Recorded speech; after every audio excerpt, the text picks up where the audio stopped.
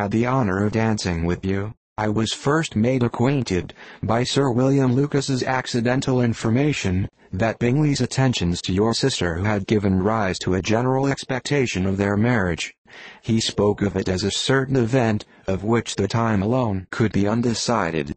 From that moment I observed my friend's behaviour attentively, and I could then perceive that his partiality for Miss Bennet was beyond what I had ever witnessed in him.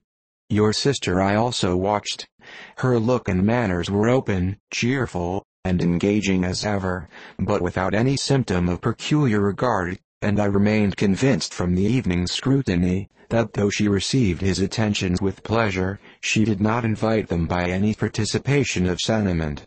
If you have not been mistaken here, I must have been in error. Your superior knowledge of your sister must make the latter probable. If it be so, if I have been misled by such error to inflict pain on her, your resentment has not been unreasonable. But I shall not scruple to assert, that the serenity of your sister's countenance and air was such as might have given the most acute observer a conviction that, however amiable her temper, her heart was not likely to be easily touched.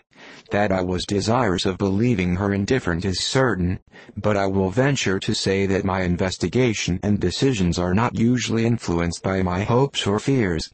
I did not believe her to be indifferent because I wish it. I believed it on impartial conviction, as truly as I wished it in reason.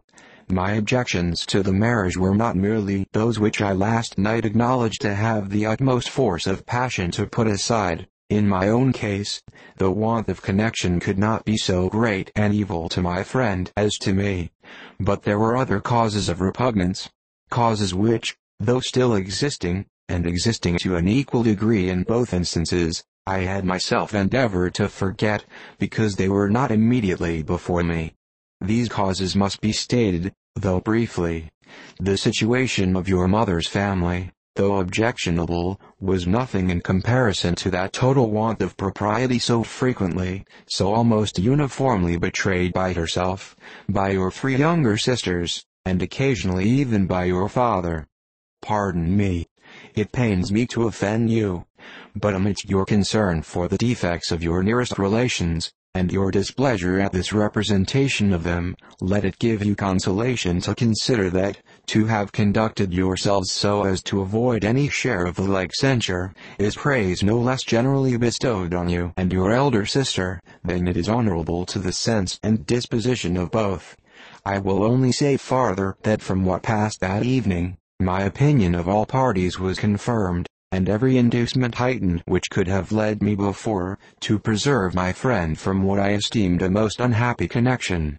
He left Netherfield for London, on the day following, as you, I am certain, remember, with the design of soon returning. The part which I acted is now to be explained. His sister's uneasiness had been equally excited with my own. Our coincidence of feeling was soon discovered, and, alike sensible that no time was to be lost in detaching their brother, we shortly resolved on joining him directly in London. We accordingly went, and there I readily engaged in the office of pointing out to my friend the certain evils of such a choice. I described, and enforced them earnestly. But, however this remonstrance might have staggered or delayed his determination, I do not suppose that it would ultimately have prevented the marriage, had it not been seconded by the assurance that I hesitated not in giving, of your sister's indifference. He had before believed her to return his affection with sincere, if not with equal regard. But Bingley has great natural modesty, with a stronger dependence on my judgment than on his own. To convince him, therefore, that he had deceived himself, was no very difficult point. To persuade him against returning into Hertfordshire, when that conviction had been given, was scarcely the work of a moment. I cannot blame myself for having done thus much. There is but one part of my conduct in the whole affair on which I do not reflect with satisfaction. It is that I condescended to adopt the measures of art so far as to conceal from him your sister's being in town. I knew it myself, as it was known to Miss Bingley, but her brother is even yet ignorant of it.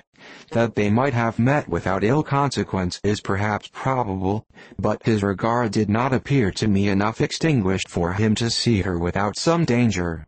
Perhaps this concealment, this disguise was beneath me. It is done, however, and it was done for the best. On this subject I have nothing more to say, no other apology to offer.